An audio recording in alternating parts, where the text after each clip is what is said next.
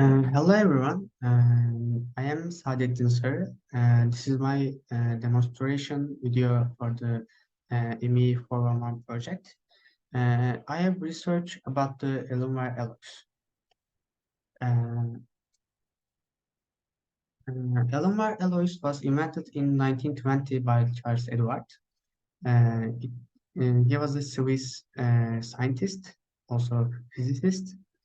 Aluminum alloy was first defined as a iron nickel chromium alloy, but it can have different several compositions because it does not take its name from the elements.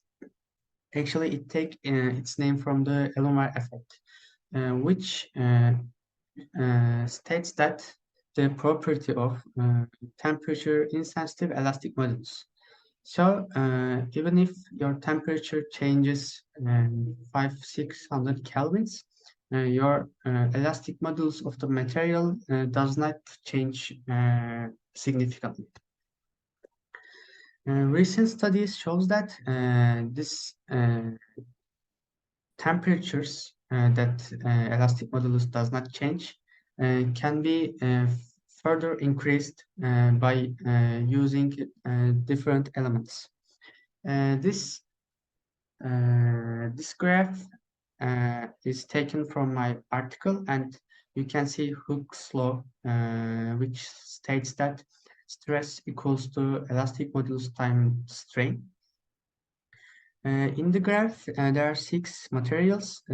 First 4 materials are other alloys, and 5 and 6 are aluminum alloys.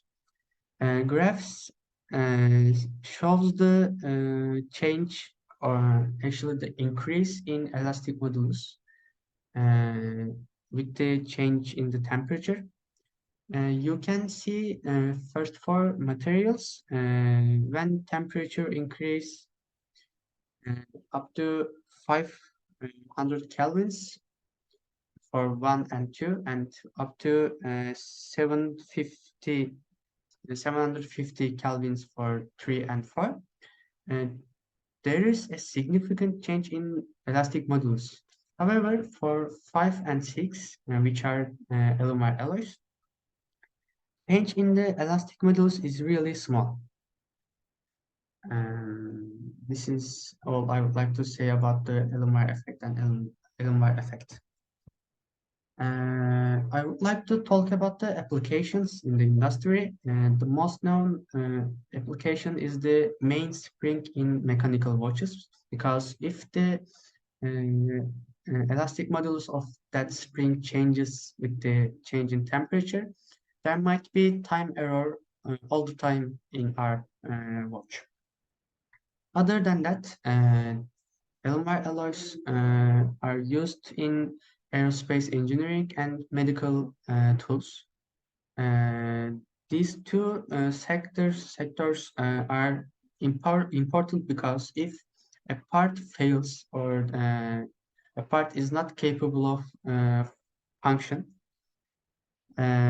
results might be fatal. So aluminum alloys is really important for these industries. I made a short cost analysis by comparing aluminum alloy to a low carbon plain steel, which is a very popular material, very used material in the industry. I just compared those two materials based on our material prices.